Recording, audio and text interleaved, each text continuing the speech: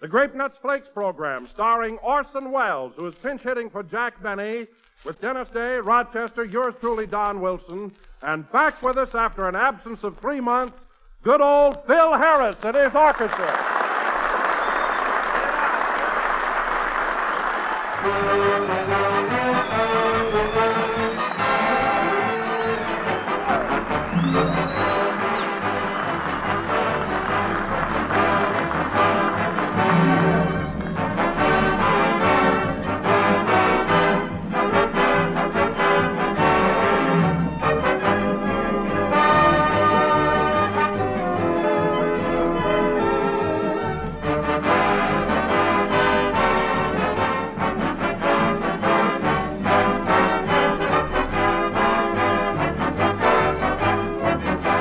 Remember that game we used to play when we were kids called Fortune, where somebody says, heavy, heavy hangs over thy head, and then you guess what? Well, if any of you homemakers have the same heavy, heavy hangs over my head feeling about organizing breakfast every morning, guess what? I have some good fortune news for you. Serve a heaping bowl full of crisp, toasty brown grape nuts flakes that you can dish up in no time at all. And you know what will happen? You'll discover your family is so easy to please. Yes, easy as pie to please. Once they've tasted the tempting goodness and malty rich sweet as a nut flavor of this famous breakfast food. And Grape Nuts Flakes are a whole grain cereal as nutritious as they are delicious. A swell starter offer for the day. Better order that big economy size package of Grape Nuts Flakes, America's fastest growing breakfast cereal. And leave that old ration book of yours at home, folks. Grape Nuts Flakes are not rations.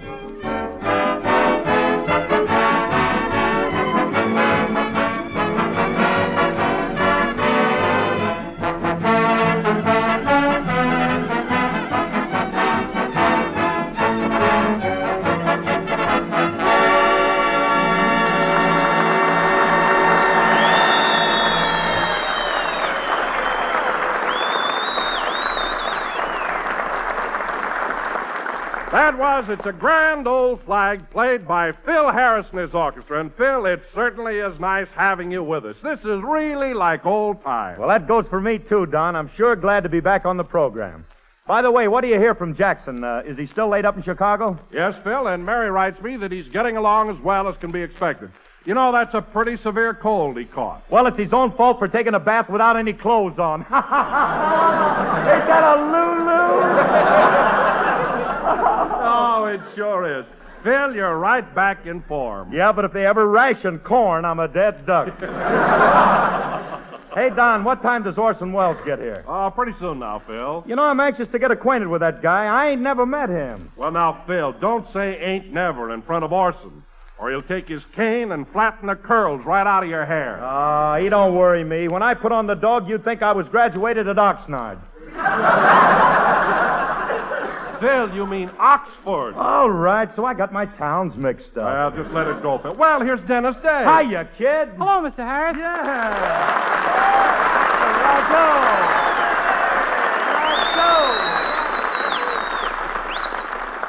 Say, Mr. Wilson, what do you hear from Mr. Benny? Oh, he's getting along much better, Dennis. Darn it, and I mailed him a pint of blood this morning. A pint of blood? I bumped my nose on a door. There was no use wasting it. Hey, kid, have I got news for you? Guess who's taking Jack's place on the program tonight? Who? Orson Welles. That's who. Orson Welles. Gosh, I'm scared. What are you scared of? Orson may be a little eccentric, but after all, he's a genius. A genius? You mean he can figure out his income tax? I wouldn't doubt it. He's probably all set for tomorrow. Well, that must be Orson now. Come in. Pardon me. Has Mr. Welles arrived yet? No, not yet. I am his secretary, Miss Harrington. If you don't mind, I'll wait for him. No, come right in. Thank you. Now, which one of these microphones will be used by Mr. Welles? That one right there, miss. Then I shall spray it.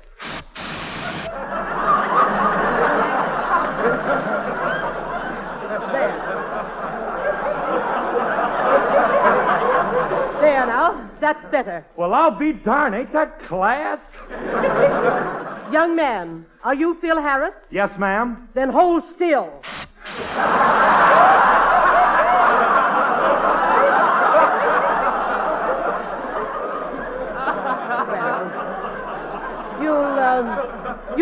right now. I'll take that call. It must be for Mr. Wells. Hello? Who's calling, please? Buenos Aires? I'm sorry Mr. Wells isn't in right now. I'll have him call you. Very well. Wow, Buenos Aires. I didn't know Orson knew anybody in Australia. Australia? Mr. Harris, Buenos Aires is in South America. Would you like to make a little bet on that, sister? One more word, and I shall spray you again. Now, calm down, Phil. And for heaven's sakes, when Orson comes in, don't flaunt your ignorance. What do you mean, ignorant? See this book I got here? It says Shakespeare on it, don't it? So what? So when Orson comes in, I'll be reading Shakespeare. Like this. Oh, for goodness sakes, Phil, you're reading the book upside down. That's the hard way. All I know is it's Shakespeare. Well, that must be Orson now. Mr. Wells never knocks. He kicks the door right down. Oh, come in? Studio B, I presume? Yes. I've come to clear the way for Mr. Wells. I'm Mr. Toodlequirtle, his secretary. His secretary? Then who's Miss Harrington? She's his private secretary. I am right out in the open.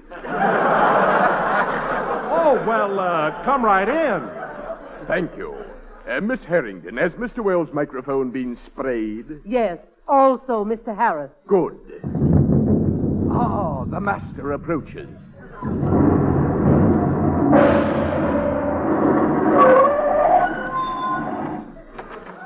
Good evening. This is Orson Welles.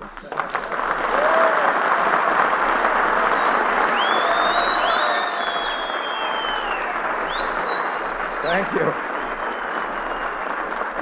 Thank you, ladies and gentlemen. Miss Harrington, has this microphone been sprayed? Yes, Mr. Wells. Well, Orson, I can't tell you how much we appreciate your coming over here tonight. It's awfully nice of you to step into Jack's shoes. I'm glad to do it, Don. It's a pleasure to step into a pair of shoes nowadays without handing over a coupon. Orson, that's a Lou. A Lou. Miss Harrington, are you sure this man has been sprayed? Quite. Oh, by the way, has a call come in for me from South America? Yes, and I told them to call back. I hope she does. She's a lovely dish. By the way, Mr. Wilson, who is that lad peeking at me from behind your left hip? Oh, pardon me, Orson. This is Dennis Day, our tenor. It's a pleasure, Dennis. Come over here and shake hands. Go ahead and kill me. I got insurance. Don't be silly, my boy. Don't be silly. All tenors shouldn't be killed.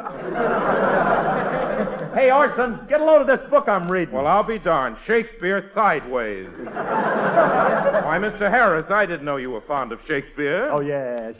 Well, what's that you're reading now? Well, it's a fascinating drama. It's called King Henry Ivy. Ivy? That's King Henry IV. The IV is 4 in Roman numerals.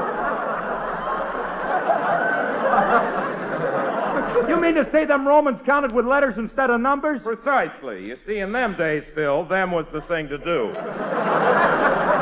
Oh, I get it. A fad like that. Yes, a fad like. Now let's proceed with the program, shall we? What is your musical contribution this evening, Mr. Harris? Well, the boys and me are going to play that great old number written by George M. Cohan, Yankee Doodle Dandy. Excellent play, Phil. Take a letter, Miss Harrington. Yes, Mr. Wells. Professor James Brimston, Harvard University. Dear Professor, I have recently come upon a specimen which should prove of great interest in your study of subnormal extroverts. At present, he is conducting the orchestra on a well-known radio program, but I am sure... Well, go ahead and play, Phil. Okay, hit it, boys. Wow, I'm getting a build up at Harvard.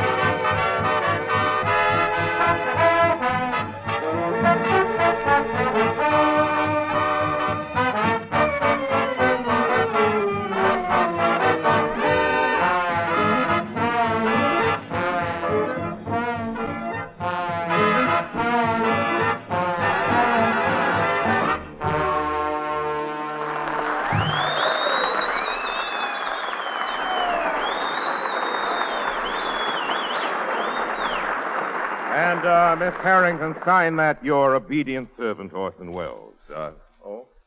That was Yankee Doodle Dandy, played by Phil Harris and his orchestra.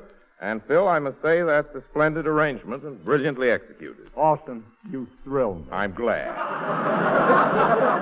However, if you don't mind a suggestion, a little more andante and pianissimo in the penultimate passage would have enhanced the orchestral overtone.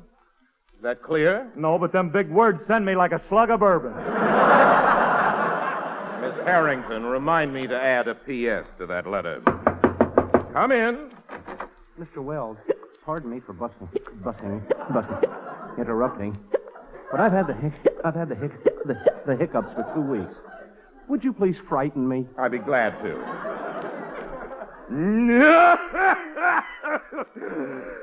The biggest laugh on the show.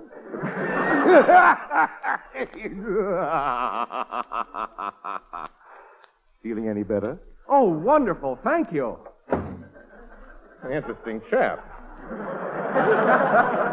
Very interesting. I'm sorry he left so soon.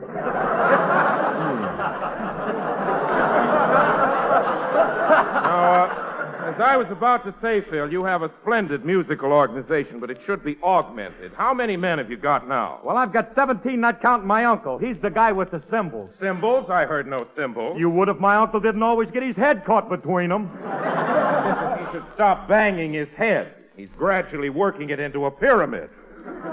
Now, Phil, an orchestra of 17 men is adequate, but it's not in the Wells tradition. It ain't? No. Next week, I want you to multiply that number tenfold. Wow! Take a note, Miss Harrington. Yes, Mr. I Wells. want timpanis. I want oboes. I want bassoons. And a gross of piccolos. But Orson, who's going to pay for all this? Jack Benny, of course. Jack Benny? Yes, he won't be glad to do it. You can't be thinking of the Jack Benny we know. There'll be no trouble. I spoke to Jack on the long-distance phone yesterday. He told me money was no object. Let me ask you something, Orson. Who paid for that call? Come to think of it, I did. Take a note, Miss Harrington. The piccolos are out. Yes, Mr. Wells. And now, ladies and gentlemen, I think it's about time. Pardon me, what Mr. is Wells. it, Tootle Quirtle? I've been working out the cost of enlarging the orchestra, and I have some figures for your approval. Good. What's the total Quirtle? What's the total Quirtle? $5,000 additional expenditure per week. Excellent. Dennis, I see you have your mouth open. Did you want to say something, or are you just breathing the easy way? Come, what is it? Well, as long as you're throwing money around, how about giving me a raise? Well, that depends, Dennis. What is Mr. Benny paying you now? $12 a week, but when I do his laundry, $14. You mean to tell me Mr. Benny makes you do his washing for him? Some weeks it's only a pair of socks, but it ruins me socially. Well, Dennis, you certainly deserve more than $14 a week. From now on, you're getting $15. Oh, boy. And you can do my laundry. Matter of fact, if you don't ruin my collars, Dennis, I may even... Open up in there! Open up, I say! That can't be John Charles Thomas. No, it's Andy Devine. Come on in.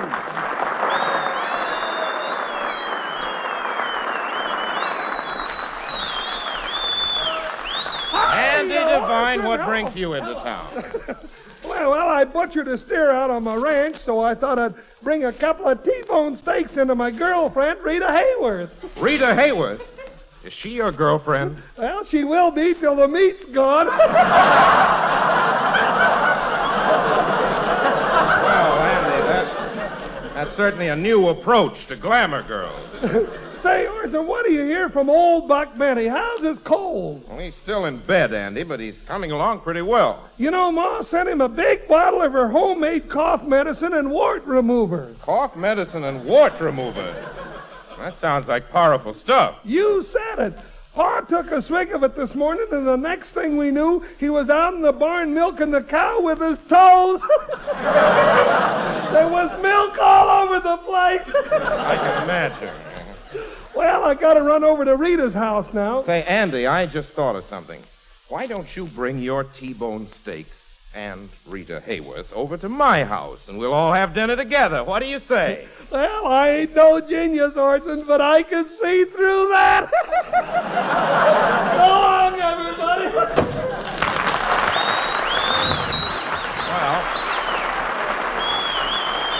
I tried. No harm in that. Let's proceed with the program. Ladies and gentlemen, we will now have a song from Mr. Don Wilson. Wait a minute, Mr. Wells. I'm the singer around here. I know that, Dennis, but let's give the public something different tonight. Go ahead, Wilson. But I can't sing, Orson. I don't know a thing about music. Then I'll have to sing myself. Oh, no, it would look egotistical. You better sing this week, Dennis. Okay. Take a note, Miss Harrington. Don Wilson must take singing lessons. Next Sunday, Pagliacci. Go ahead, Dennis.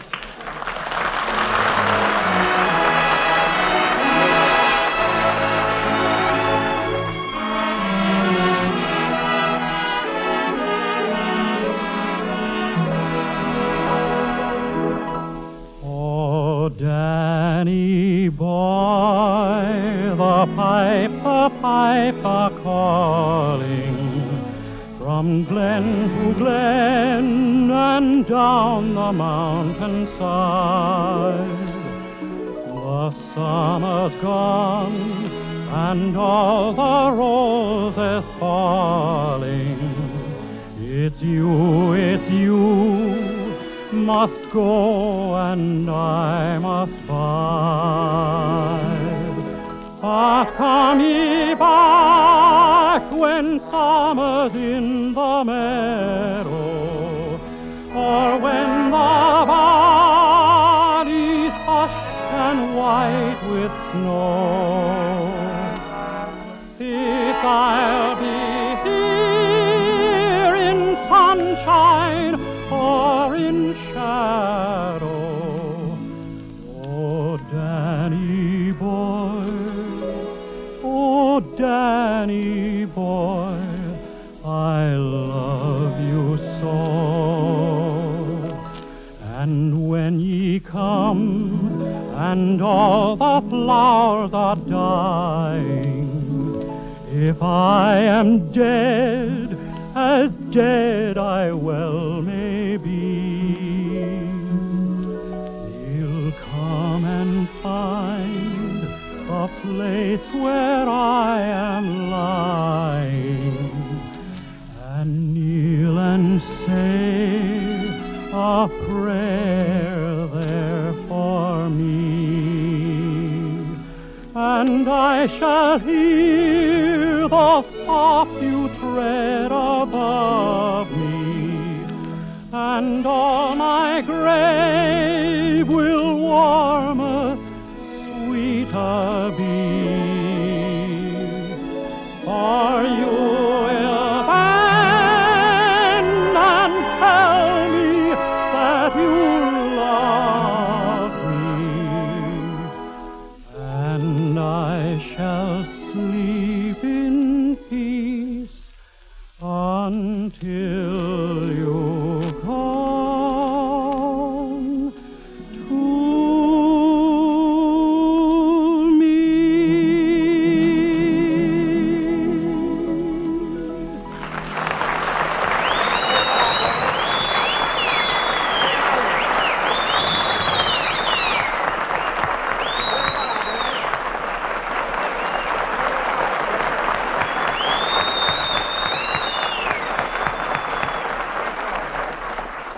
Dennis, that was a beautiful salute to St. Patrick's Day.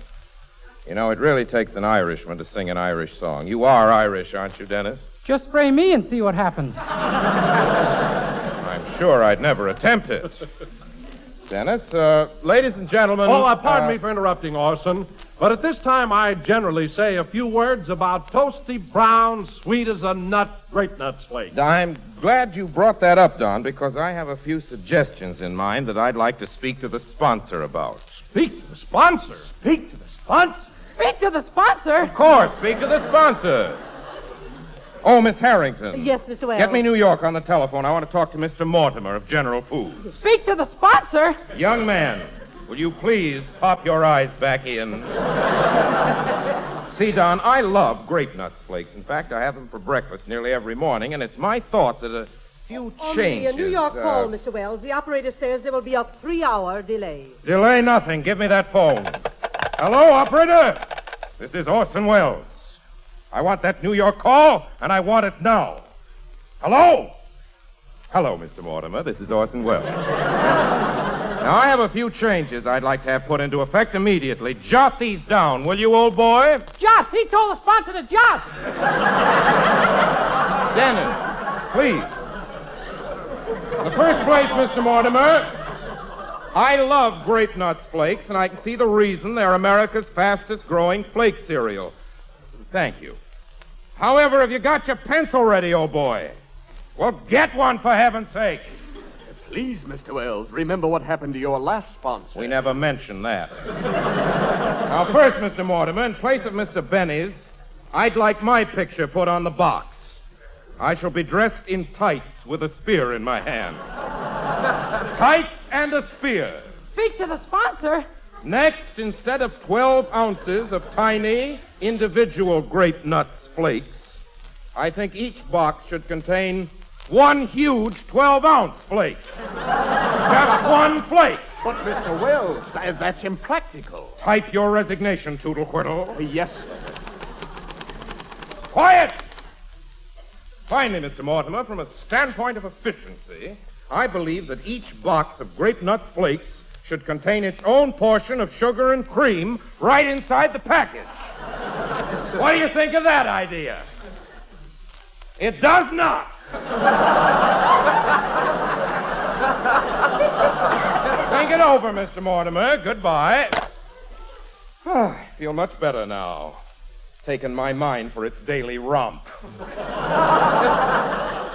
You know, I gotta hand it to you, Orson. I bet you got brains you ain't never even used yet. Well... I've got brains I haven't used either. That's the trouble. You know, Orson, it's been an amazing experience working with you tonight.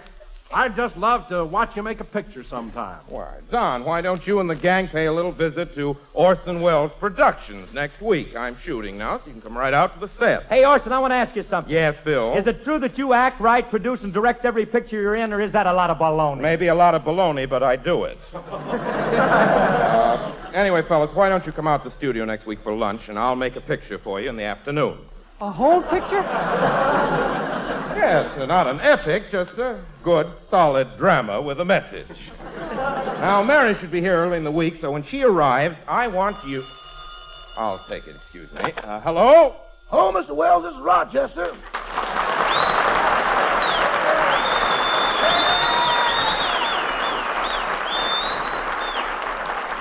Hello, Rochester. Where are you? I'm calling for Mr. Benny's apartment in Chicago. Well, how is Mr. Benny? He's feeling better today. As a matter of fact, he was playing cards all afternoon with Miss Van Jones, his nurse. Miss Van Jones? That's me in a white dress. Oh, I see.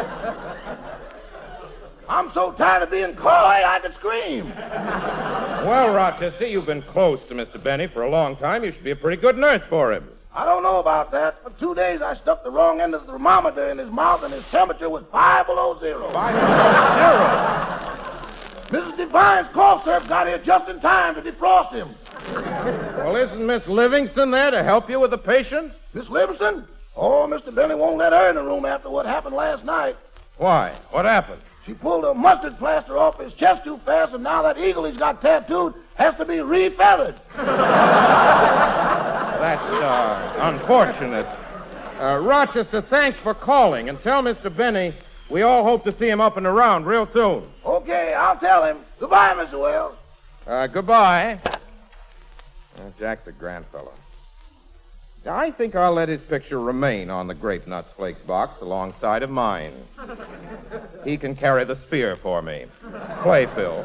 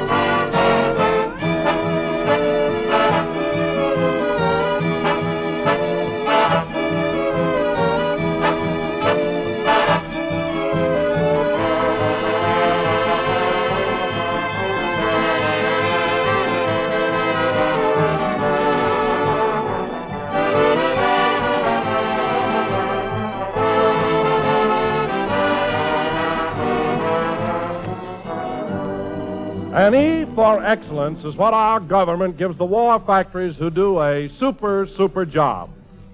Well, we think you homemakers ought to get a few E's for excellence, too, for doing a super job of feeding your families under wartime difficulties. And every time you serve the folks a delicious breakfast of grape nuts flakes, you're really passing along the ammunition. You're giving a home front war worker a lot of the energy and driving power he needs to help him do better work. That's because tempting, malty-rich grape nuts flakes are a whole grain cereal, the kind of food our government wants us to serve more of. For whole grain cereals like grape nuts flakes are plentiful, unrationed, and all around nourishing. In every bowl full of toasty brown grape nuts flakes and milk, you get essential whole grain food values, including minerals, proteins, and vitamins. Many of the same food essentials found in meat. So keep up the good work with grape nuts flakes. Remember, you don't part with a single ration stamp when you buy this delicious, nutritious, and thrifty cereal.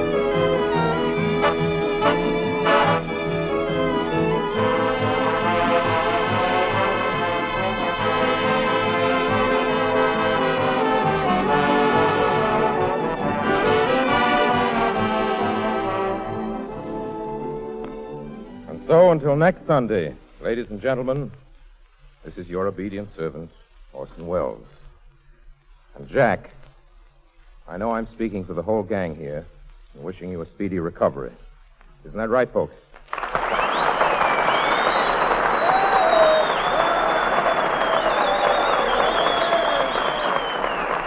In spite of Orson Welles, this program is written by Bill Morrow and Ed Beloyd.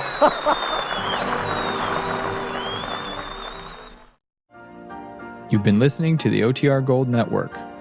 Find more classic radio at otrgold.com.